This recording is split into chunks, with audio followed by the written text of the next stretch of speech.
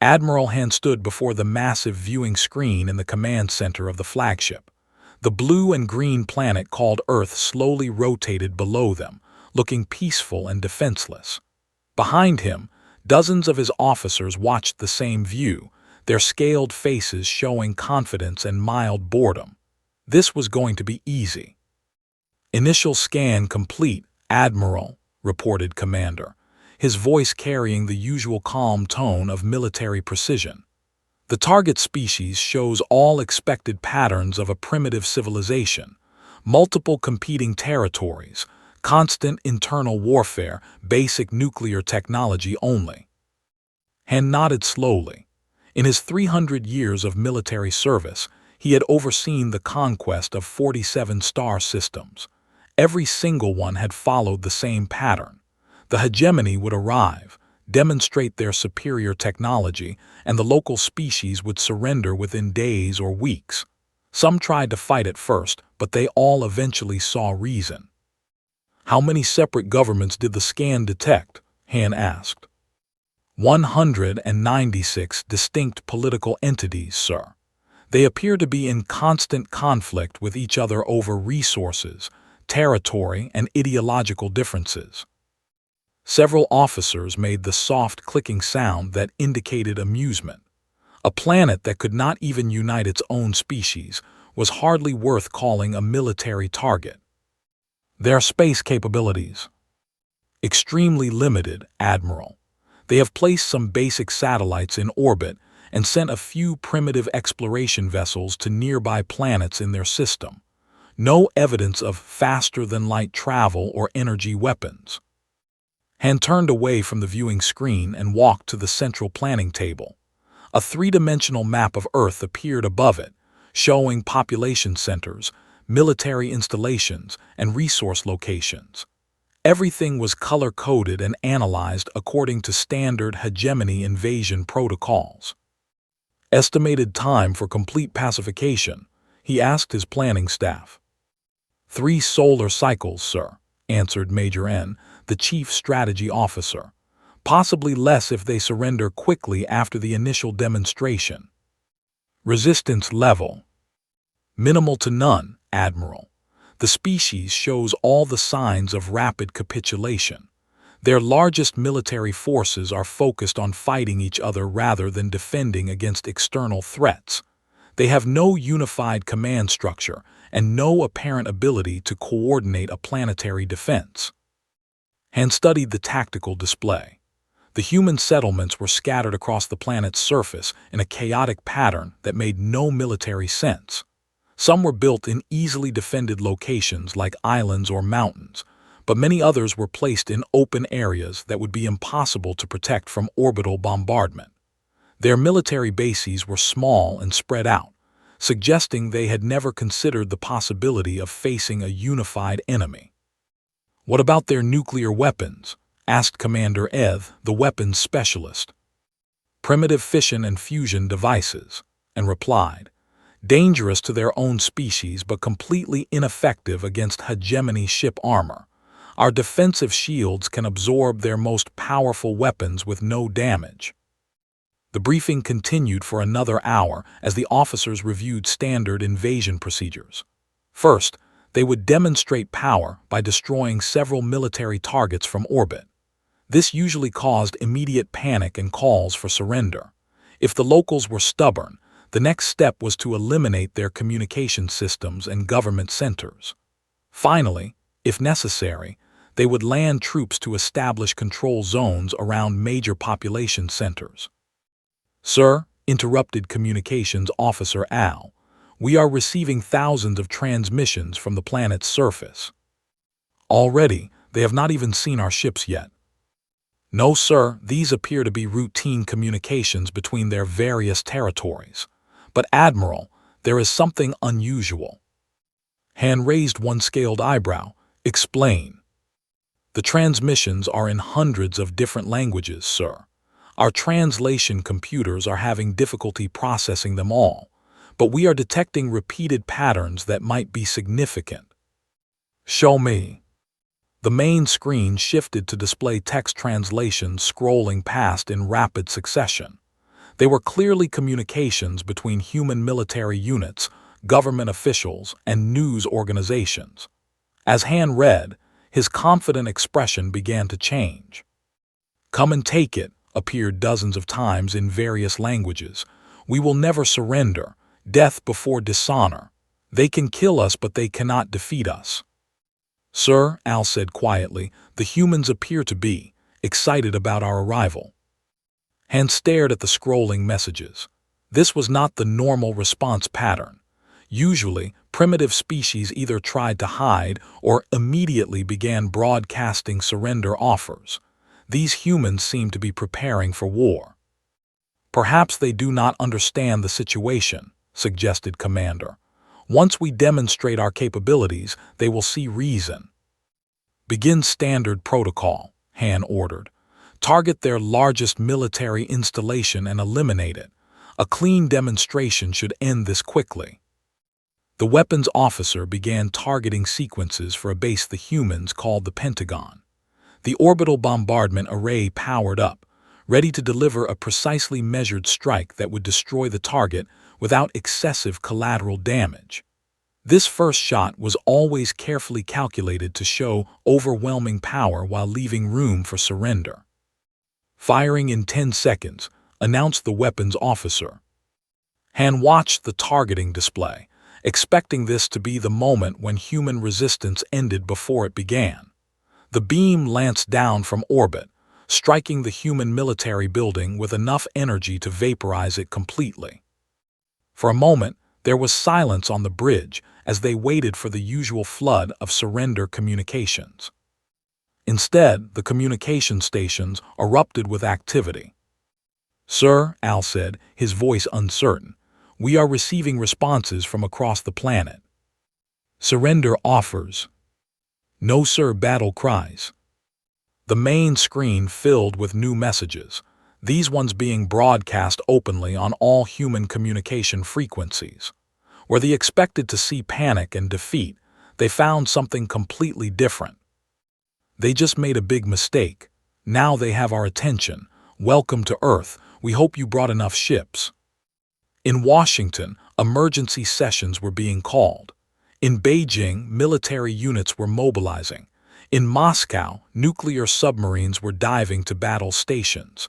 Across the planet, humans were not running away from the alien threat. They were running toward it. Admiral Han stared at the flood of human responses and felt something he had not experienced in 300 years of conquest: confusion.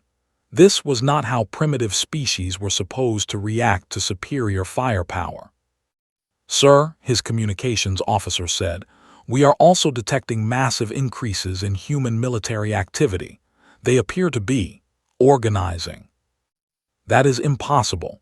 The scan showed they cannot unify their species." "Yes, sir, but they are not unifying. Each territory is preparing to fight separately. It is like they have turned their entire planet into what, officer?" "Into a trap, sir." Han looked down at the peaceful blue planet that had just become very complicated. For the first time in his long military career, he began to wonder if 3 solar cycles might not be enough. 3 weeks after the first strike, Admiral Han found himself staring at reports that made no sense. According to standard hegemony invasion models, Earth should have surrendered by now. According to reality, the situation was getting worse every day. "Explain this to me again," he said to Major N, pointing at the tactical display. "Our forces have taken control of 17 major population centers. We have destroyed their primary military installations. We have demonstrated our technological superiority repeatedly. Why are human attacks increasing instead of decreasing?" And shifted uncomfortably. "Sir, the humans appear to be adapting their tactics faster than our prediction algorithms can process. Each region we occupy develops different forms of resistance." The display showed a map of Earth covered in red dots, each one representing an attack on forces in the past 24 hours. Instead of the clean zones of control that should have appeared by now, the map looked like it had been splattered with paint. Show me the incident reports, Han ordered. Commander Eth activated the briefing system. In the region they call Afghanistan, our ground forces are being attacked by human fighters who know every cave and mountain path. They strike without warning and disappear into terrain that our scanning equipment cannot penetrate effectively. That is normal guerrilla warfare. We have dealt with such tactics before. Yes, sir, but in the territory called Japan, the resistance is completely different. They use ancient combat philosophies combined with modern technology in ways our tactical computers cannot predict. Yesterday, a single human fighter disabled 3 of our hover tanks using nothing but improvised weapons and what their military calls the way of water. Han frowned. What does that mean?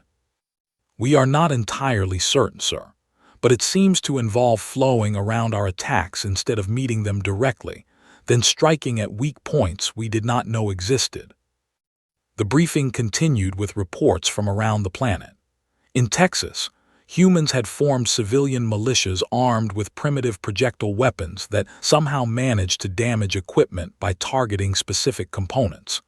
In Somalia, urban fighters blended into populations that refused to provide any cooperation with occupying forces, even under threat of death. What about the population centers we control? Han asked. That is where the situation becomes more confusing, sir, Eth replied. In Berlin, we destroyed a large structure they called a museum, expecting this would demoralize the population. Instead, it inspired fierce resistance across the entire region. Explain. The humans claim the building contained their cultural heritage. Destroying it did not break their will to fight. It made them fight harder. Han sat down heavily in his command chair. This violated every principle of conquest psychology in the hegemony military manual. When you destroyed something a species valued, they were supposed to become demoralized and surrender to prevent further losses. Sir, interrupted the communications officer, we have another problem. The humans are modifying our technology. That is impossible. Technology is centuries ahead of their development level. Yes, sir, but they are not trying to understand it completely. They are just making it work differently. The officer brought up a new display. 3 days ago, we lost a scout ship to mechanical failure over the area they call Russia. This morning, our reconnaissance detected the wreckage being moved to a human facility. Standard salvage operation. Sir, they are not just studying our technology. They are rebuilding it. Our energy readings show they have somehow made our plasma cannon work using their primitive electrical systems. That should not be possible. No, sir, it should not, but they do not seem to know that. Han felt a headache building behind his eyes. Human engineering apparently did not follow proper development protocols. Instead of spending decades understanding each new technology advancement, they simply built things until they worked. More concerning, the communications officer continued, is that each human group that captures our technology modifies it differently. The weapon the Russians built works nothing like the version the humans in Australia created from a different crashed ship. How many of our ships have they captured? 17, sir, but they have built over 40 different weapon variations. The command bridge fell silent except for the soft humming of ship systems. Han had conquered dozens of worlds, but he had never faced an enemy that turned their own weapons against them so quickly, and certainly not one that improved upon them. What about our psychological warfare operations? He asked. Commander activated another display. We have broadcast surrender demands in all major human languages. We have demonstrated our ability to destroy any target on their planet. We have offered reasonable terms for capitulation. And their response?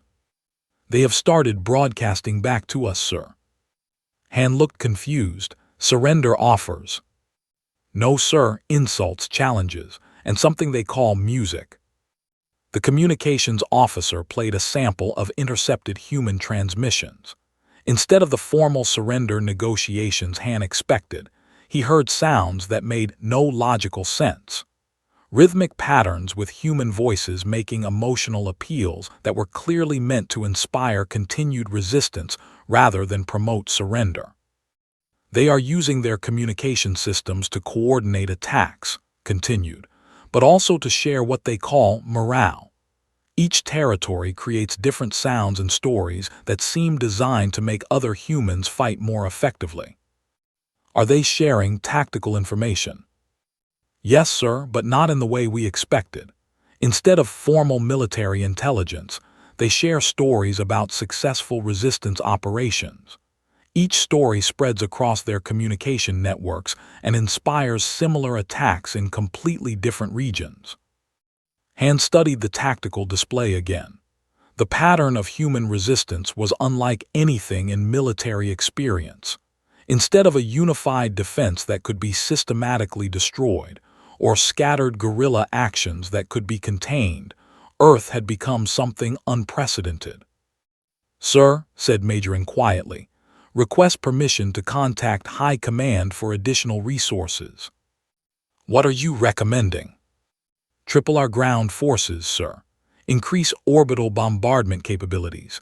Extend our timeline estimate to 10 solar cycles." 10 cycles, Han could not hide his shock, for a primitive species with no space fleet.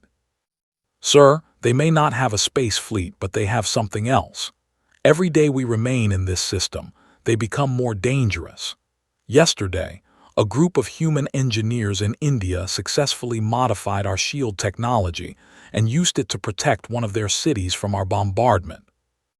"That is completely impossible." "Yes, sir, but it happened anyway." Han looked out at the blue planet that was supposed to be their easiest conquest. Down there, billions of humans were doing impossible things with captured technology, developing new tactics faster than computers could analyze them, and somehow growing stronger under pressure that should have broken their will to resist. For the first time in 300 years of successful conquest, Admiral Han began to wonder if the hegemony had made a mistake. Commander as walked through the ruins of what humans called Paris, her boots crunching on broken stone and glass. Her orders were clear: establish a control zone, process the surviving population, and eliminate any resistance activity. Standard occupation protocol that she had followed successfully on 12 different worlds.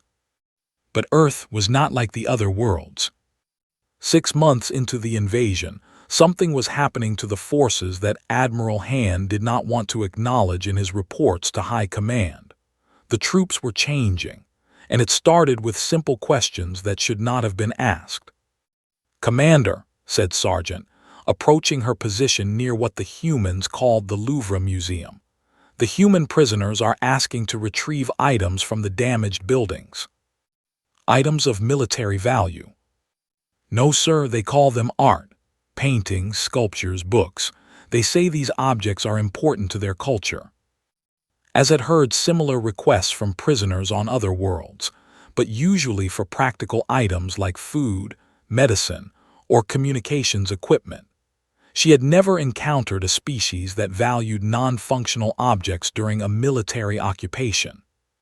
"Deny the request. Focus on processing them for relocation." "Yes, sir," hesitated. "Commander, what exactly is art?" The question caught as off guard. In 300 years of civilization, they had never developed a word for objects that served no practical purpose.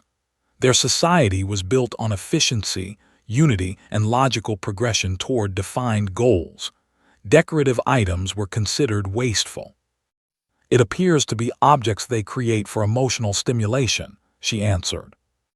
"But why do they risk their lives to save objects that have no function?" That was a good question. During the bombardment of Paris, as had watched human civilians run into burning buildings to rescue paintings and statues while ignoring more practical items, some had died trying to save objects that would provide no survival advantage. "Cultural attachment," she said finally. "Primitive species often develop irrational connections to symbolic objects." But that evening, as she walked through the museum district, as found herself stopping to examine some of the human art objects that had survived the bombing. The humans had created thousands of different styles, depicting subjects from their history, their natural world, and their imagination. Each piece was different, showing individual perspectives rather than unified cultural expression. The Empire had no equivalent. Their few decorative objects were standardized and mass-produced according to approved aesthetic guidelines. Looking at the diversity of human creativity, as realized she had never seen anything truly unique in her own culture. Meanwhile, across the planet, other commanders were having their own encounters with human diversity. In the territory called Australia, Majoran faced a different kind of problem. The human prisoners in his sector had stopped trying to escape.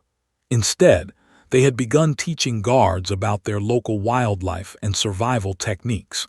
What started as interrogation sessions had somehow turned into educational exchanges.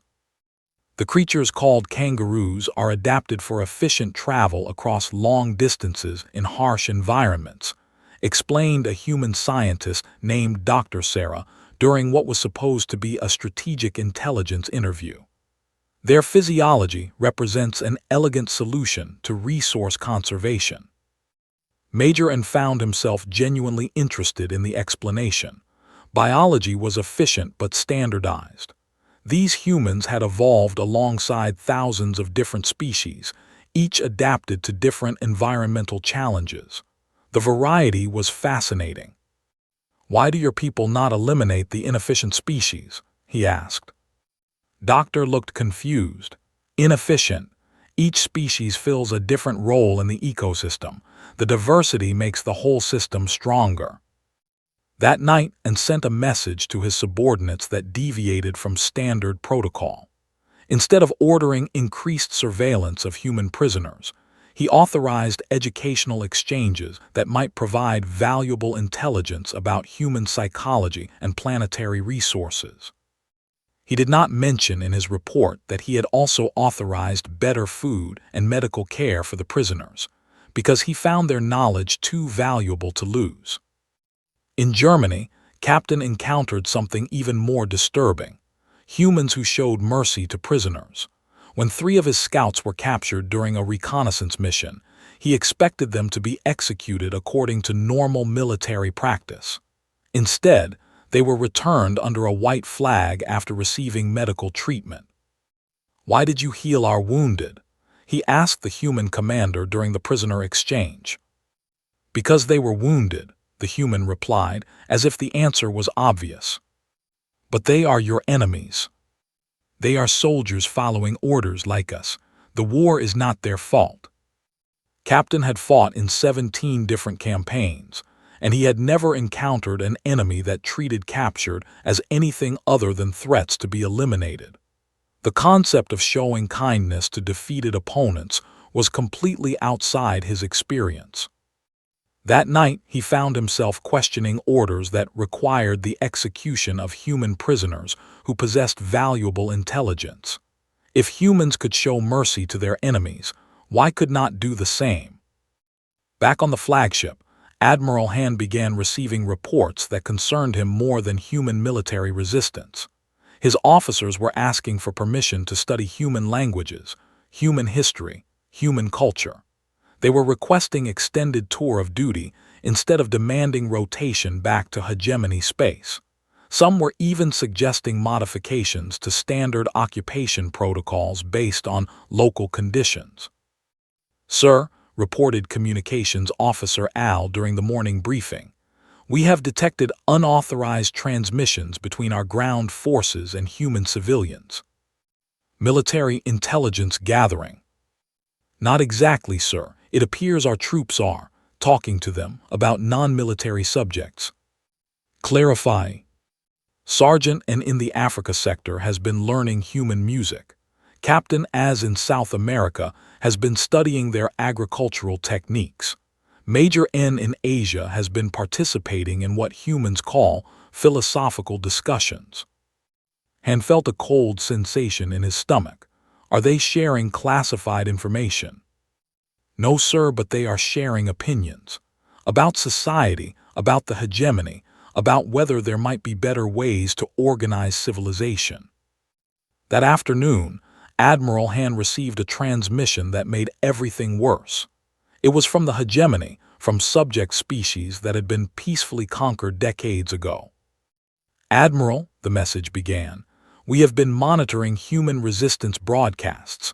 We have questions about hegemony policy regarding cultural preservation and individual expression. Please advise on current protocols for requesting modification of colonial administration procedures. Han stared at the message for several minutes. The hegemony had spent centuries creating a perfectly ordered empire where every species accepted their place in a unified structure. Subject species were not supposed to question established protocols. But somehow, human ideas about diversity and individual expression were spreading beyond Earth. The broadcasts of human resistance fighters, with their emphasis on fighting for the right to be different, were being received across the empire. And other species were beginning to wonder if they had given up something valuable when they accepted rule. Sir, his aide said quietly, High Command is requesting an updated status report on the Earth operation. Admiral Han looked at his reports. The military situation was stalemated. Human resistance was not decreasing. His own forces were showing signs of ideological contamination, and now other parts of the empire were beginning to show unrest. How could he explain to High Command that a primitive planet had somehow infected his troops with the dangerous idea that unity and diversity might both be possible at the same time? 2 years after the invasion began, Admiral Han received the order he had been dreading. The message from High Command was brief and absolute. Operation Cleansing authorized. Eliminate all human resistance through complete planetary sterilization. Execute immediately. He read the order 3 times before calling his senior staff to the main briefing room. Around the table sat the commanders who had been fighting on Earth for 2 years, and Han could see that the planet had changed them all. Where once they had shown the unified determination of military efficiency, now their faces displayed something that looked almost human: doubt.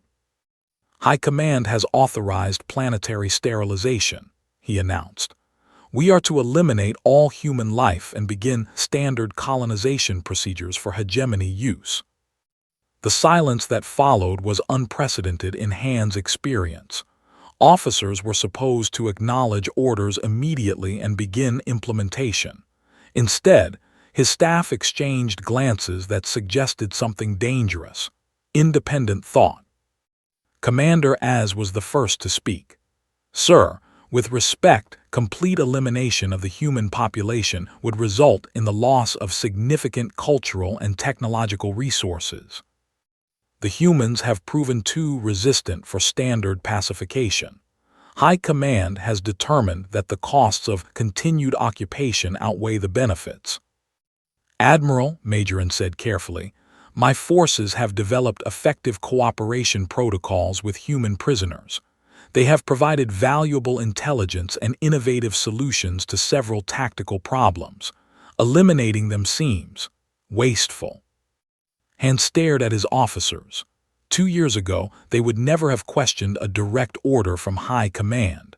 Now they were openly suggesting alternatives to official policy.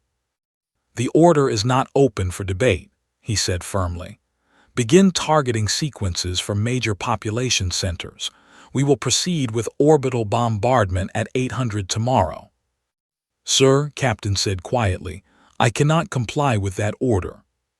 The words hung in the air like poison gas.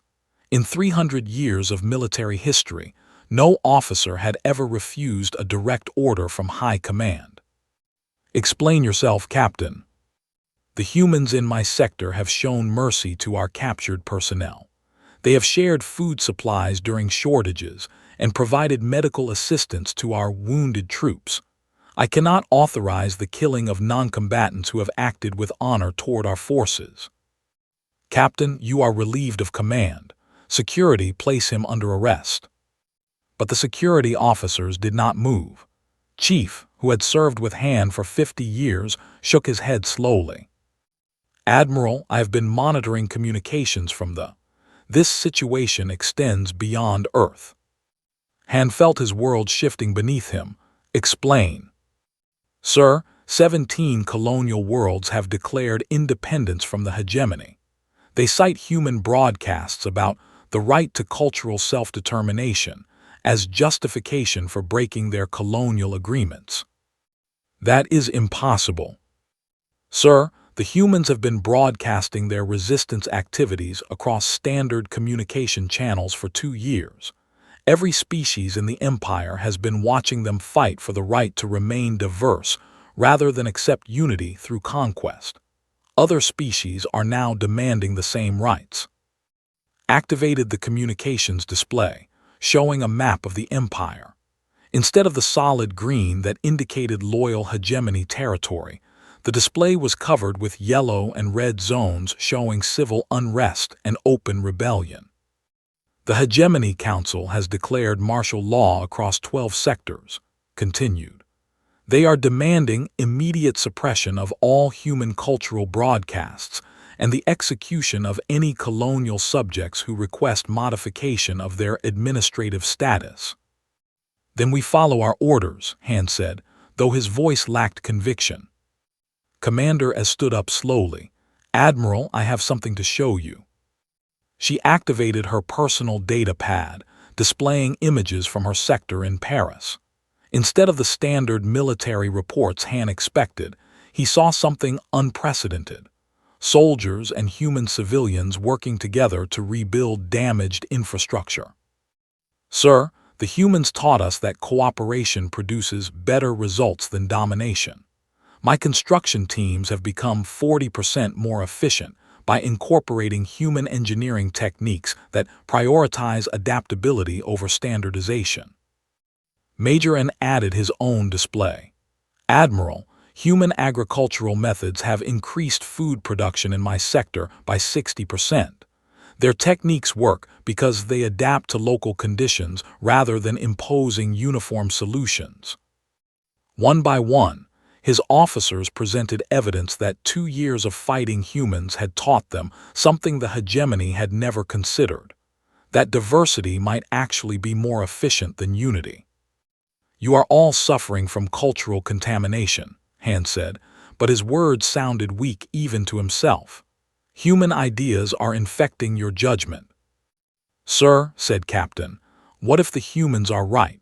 What if the hegemony's approach to civilization is not the only way or even the best way?" The question hung in the air like a challenge to everything civilization represented. For 300 years, the hegemony had maintained order through enforced unity. Every species, every planet, every individual was expected to conform to established patterns that had proven successful. But Earth had shown them something different. Humans fought harder when they were allowed to remain diverse. They solved problems faster when different groups approached challenges from different angles. They created beauty and meaning through individual expression rather than collective conformity. "Admiral," Communications Officer Al said quietly, "we have incoming transmissions from hegemony naval forces in 7 different sectors. They are requesting permission to ignore extermination orders for colonial populations." "What?" "Sir, officers who have returned from Earth tour have been spreading human concepts throughout the fleet. They are questioning the efficiency of forced unity and asking permission to experiment with what they call cooperative diversity." Han realized that the infection had spread far beyond his own command. Officers across the Empire were being influenced by human ideas about the strength that could come from allowing differences instead of eliminating them. "Admiral," Commander S said firmly, "I request permission to refuse the sterilization order. My forces will not participate in the elimination of humans who have shown us better ways to organize society." "I second that request," said Major N. "As do I," added Captain. One by one, Every officer in the room formally refused to carry out High Command's order to destroy Earth. Han looked around the table at subordinates who had become something he had never seen before, independent thinkers who valued cooperation over obedience. The hegemony had created perfect soldiers who followed orders without question, but Earth had turned them into something more dangerous, soldiers who asked whether orders were worth following. "Sir," said gently, "High Command is demanding an immediate response to their sterilization authorization." Admiral Han stared out at the blue planet that had somehow infected his entire command structure, with the radical idea that different approaches to civilization might be equally valid. In trying to conquer Earth, they had instead been conquered by human concepts of diversity and cooperation. "Send a message to High Command," he said finally. "Tell them we require additional time to complete planetary sterilization procedures." It was the first lie he had ever told to his superiors, but as he watched his officers nod in approval, Han realized it would not be the last. The Empire was beginning to fracture, not from external military pressure, but from the simple human idea that unity and diversity might be able to coexist. 3 years after the first ship entered Earth's solar system, Commander as stood in what had once been the United Nations building in New York. The structure had been rebuilt using a combination of human architecture and technology, creating something that belonged to neither culture and both cultures at the same time. Around the conference table sat representatives from dozens of former hegemony worlds, human delegates from Earth's various nations, and officers who had chosen cooperation over conquest. What they were building had no name in any language, because nothing like it had ever existed before. "The Rigel system has voted to join the cooperative," announced Dr. Sarah, who had become Earth's primary liaison for interstellar relations. "That makes 37 former hegemony worlds that have chosen voluntary association over enforced unity." As nodded, still amazed by how quickly the Empire had collapsed once the idea of voluntary cooperation began to spread.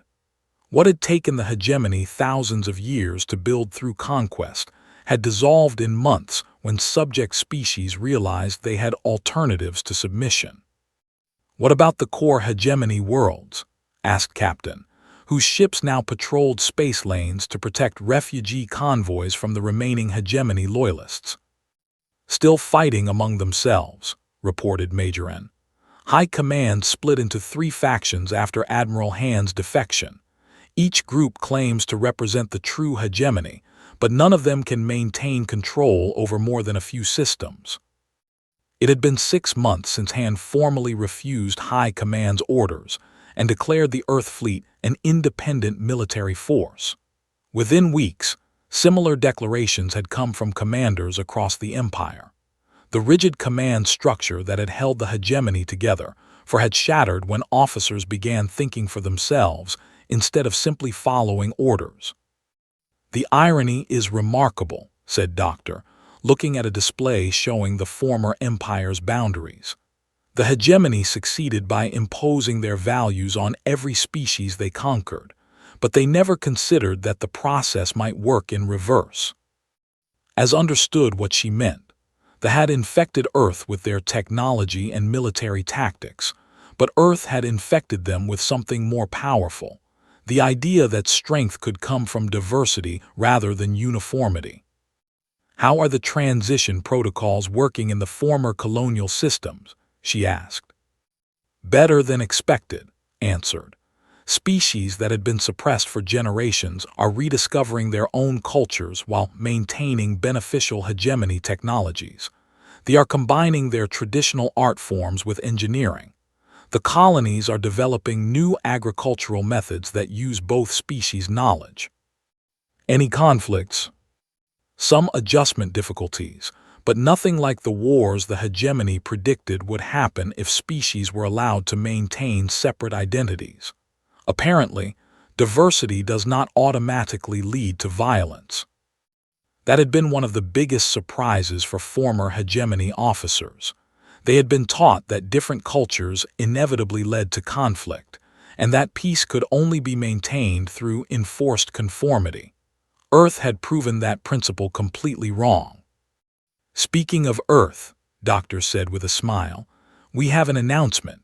The Global Cooperation Council has voted to establish permanent cultural exchange programs with all cooperative worlds." As was curious about this development, what does that involve?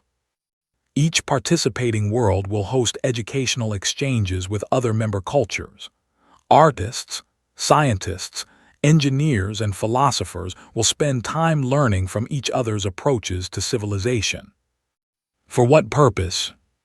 To see what we can build together that none of us could build alone.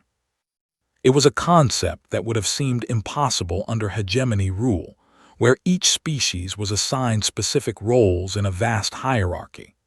The idea that different cultures might voluntarily share knowledge to create new possibilities had never occurred to planners. "There is more," Doctor continued. "Earth's various nations have agreed to maintain their different approaches to government, economics, and social organization as a permanent experiment in cooperative diversity." Explain that. "Instead of trying to create one unified world government, we have decided that having different systems allows us to test different solutions to common problems. When one approach works better, others can adopt it voluntarily. When new challenges arise, we have multiple perspectives for developing solutions." As was fascinated by this approach, the hegemony had always sought the single best solution to every problem and then imposed it universally. Earth was deliberately maintaining multiple solutions and using them to improve each other. "The early results are encouraging," Doctor added. "Global poverty has decreased by 40% since we started sharing successful programs between nations. Climate restoration is ahead of schedule because different regions are testing different technologies. Scientific advancement has accelerated because researchers can compare results across multiple social systems." It was everything the hegemony had claimed was impossible. Different cultures working together while remaining different. Competition that strengthened everyone instead of destroying the losers. Unity that enhanced diversity instead of eliminating it. "What about former hegemony loyalists?" and asked, "Are they still a threat?" "Militarily, no," answered. "Their fleets are too busy fighting each other to threaten cooperative worlds, but ideologically, they remain dangerous. They are spreading propaganda claiming that diversity leads to chaos and that only enforced unity can maintain civilization." "And how are people responding to that propaganda?" "By pointing to the cooperative worlds and asking why enforced unity led to civil war, while voluntary cooperation has led to peace." That was perhaps the most devastating argument against hegemony ideology. The empire that had claimed to represent perfect order had torn itself apart through internal conflict. Meanwhile, the chaotic diversity of the cooperative had created the most peaceful and prosperous period in galactic history. "There is one more development," Doctor said, activating a new display. "We have received first contact communications from species beyond former hegemony space. Word is spreading about the cooperative model, and other civilizations want to learn more." The display showed distant star systems where previously unknown species were experimenting with voluntary cooperation between different cultures. The human idea that unity and diversity could coexist was spreading beyond the former empire, becoming a new model for how different species might interact. "So what do we call this?" asked Az. "This thing we are building that has no name." Doctor smiled. "We call it what it is, a better way to live." Admiral Han, who had remained silent throughout the meeting, finally spoke. "When we first arrived at Earth, our computers predicted that human diversity would make them easy to conquer.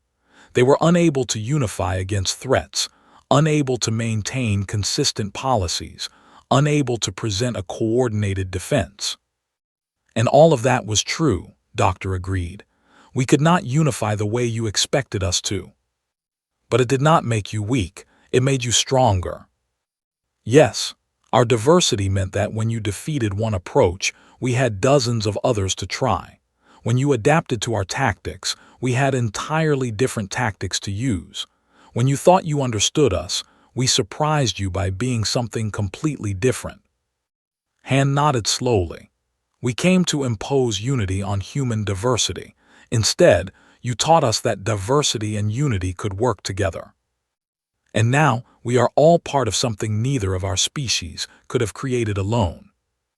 As the meeting ended and representatives from dozens of worlds discussed their plans for continued cooperation, as reflected on what had really happened during the invasion of Earth. They had brought superior technology and military force to impose their values on a primitive planet. It should have been their easiest conquest. But Earth had brought something more powerful, proof that there was another way to organize civilization, a way that allowed for both unity and diversity, cooperation and competition, order and creativity. In the end, they had invaded Earth successfully, but Earth had invaded them right back, with the most powerful weapon in the universe, the possibility of a better future. The hegemony's perfect conquest protocol had worked exactly as designed. They had infected their target with values of organization and efficiency. They had simply failed to predict that the infection might spread both ways.